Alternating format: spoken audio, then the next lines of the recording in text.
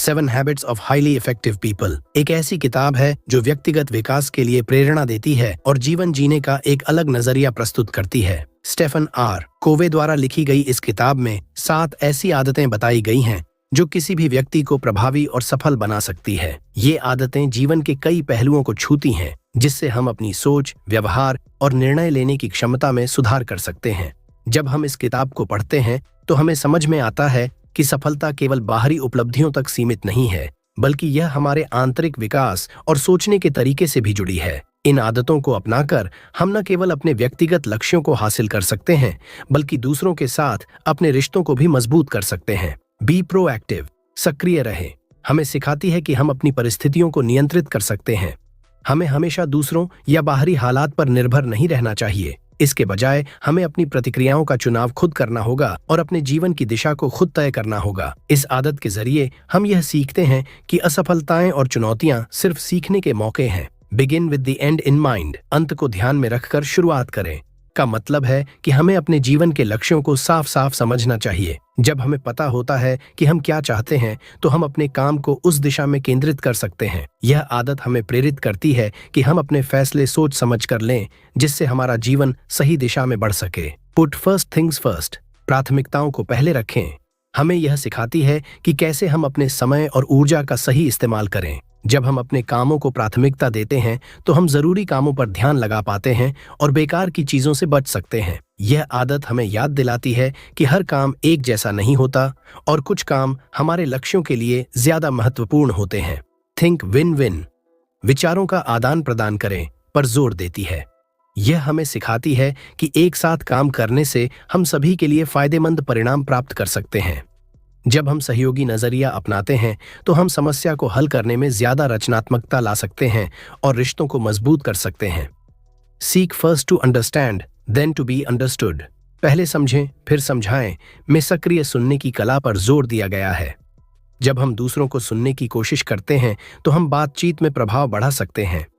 यह आदत हमें सिखाती है कि प्रभावी संचार के लिए समझना जरूरी है, और जब हम दूसरों को पहले समझते हैं तो वे भी हमें बेहतर समझते हैं। सिनर्जाइज, सहयोग करें, समूह में काम करने की ताकत को दिखाती है। अलग अलग विचारों और दृष्टिकोणों को मिलाकर हम नए और बेहतर समाधान पा सकते हैं। सहयोग से हम एकीकृत दृष्टिकोण हासिल करते हैं, जिससे परिणाम ज्यादा प्रभावी होते हैं। आखिरी आदत शार्पन द सॉ, नवीनीकरण पर केंद्रित है। यह हमें शारीरिक, मानसिक, सामाजिक और आध्यात्मिक रूप से खुद को सुधारने के लिए प्रेरित करती है। नियमित रूप से आत्म देखभाल करना और विकास करना हमारी उत्पादकता बढ़ाता है। इन सभी आदतों का लक्ष्य हमें एक संपूर्ण व्यक्ति बनाने और जीवन में संतुलन स्थापित करने में मदद करना है। अब हम इन आदतों को विस्तार से समझेंगे ताकि हम उन्हें अपने जीवन में अच्छे से लागू कर सकें।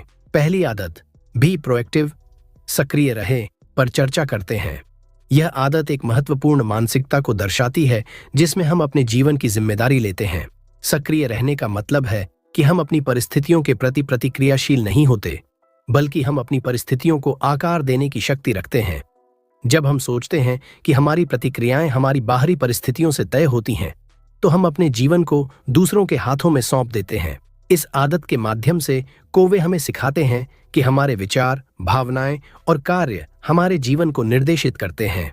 जब हम सक्रिय होते हैं तो हम सही निर्णय लेने में सक्षम होते हैं और अपने लक्ष्यों की दिशा में आगे बढ़ते हैं। दूसरी आदत, शुरुआत अंत से करें, माइंड अप, अंत को ध्यान में रखकर शुरुआत करें, हमें याद दिलाती है कि किसी भी कार्य की शुरुआत करने से पहले हमें यह स्पष्ट करना चाहिए कि हम अंततः क्या हासिल करना चाहते हैं। इसका मतलब है कि हमें अपने लक्ष्यों और उद्देश्यों के प्रति जागरूक रहना चाहिए।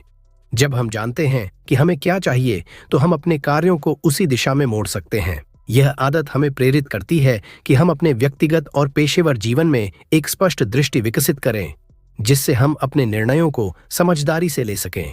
तीसरी आदत, पुट फर्स्ट थिंग्स फर्स्ट, प्राथमिकताओं को पहले रखें, हमें सिखाती है कि जीवन में हर कार्य का समान महत्व नहीं होता।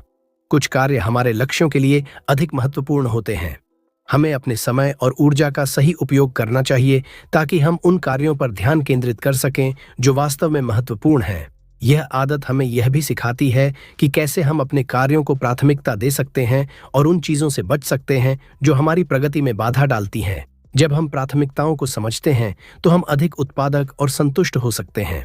अब हम चौथी आदत, थिंक विन विन, विचारों का आदान प्रदान करें, पर आते हैं।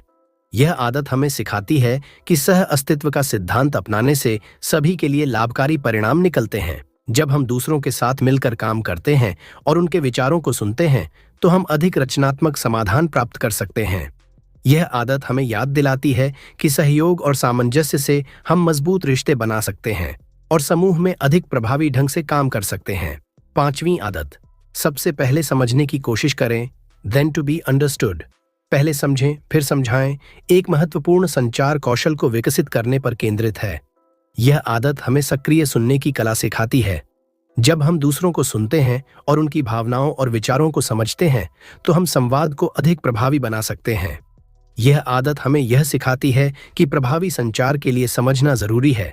जब हम दूसरों को पहले समझते हैं तो वे भी हमें बेहतर तरीके से समझते हैं, जिससे संबंधों में विश्वास और सम्मान बढ़ता है।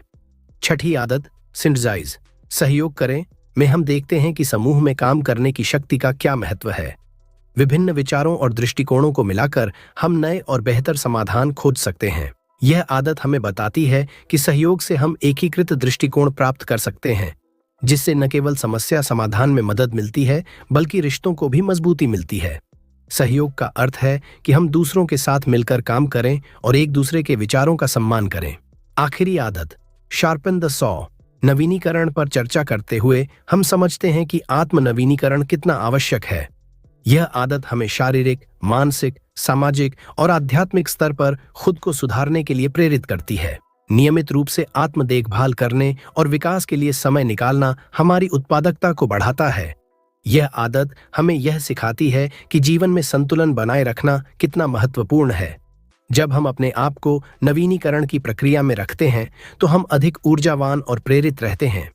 इस प्रकार प्रत्येक आदत एक दूसरे से जुड़ी हुई है और हमें एक संपूर्ण व्यक्ति बनाने में मदद करती है।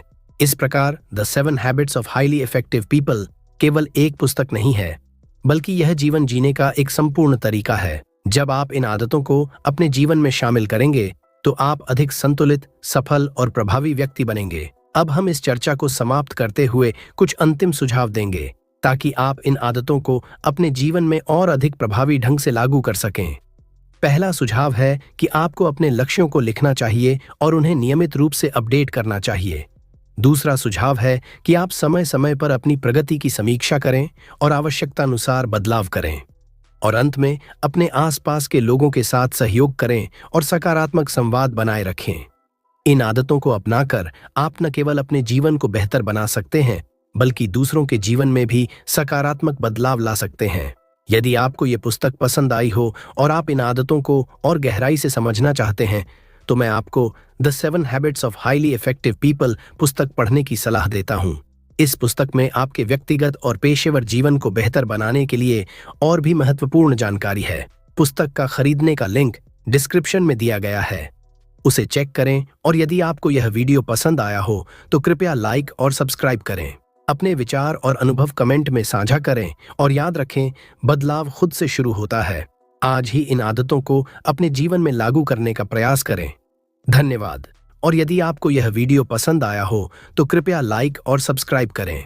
अपने विचार और अनुभव कमेंट में साझा करें और याद रखें, बदलाव खुद से शुरू होता है। आज ही इन आदतों को अपने जीवन में लागू करने का प्रयास करें। धन्यवाद। धन्यवाद। धन्यवाद।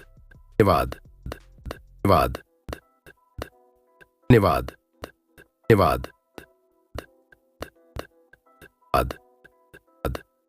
धन्यवाद। धन्यवाद। धन्यवाद। धन्यवाद। धन्यवाद।